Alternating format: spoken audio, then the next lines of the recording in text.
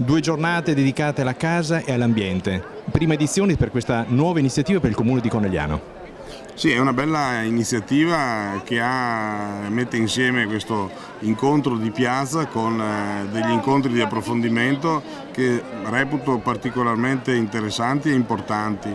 Nella fattispecie, nell'organizzazione, nel programma di quest'anno si sono toccati dei punti che riguardano la casa, l'ambiente, il paesaggio, l'utilizzo di materiali che possono essere anche una evoluzione nella gestione di massa delle manifestazioni o della gestione di ciò che ci riguarda come famiglie.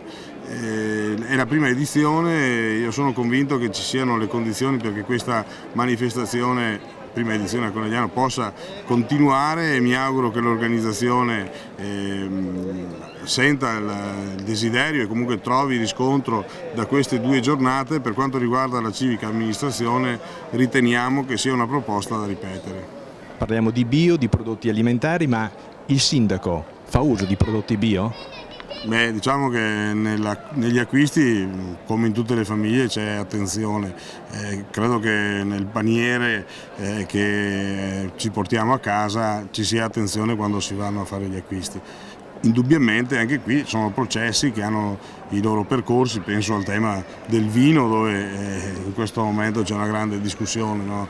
Tra la produzione del prosecco bio e quella del prosecco diciamo convenzionale. È evidente che questo è un tema che necessita il suo tempo per avere una definitiva definizione.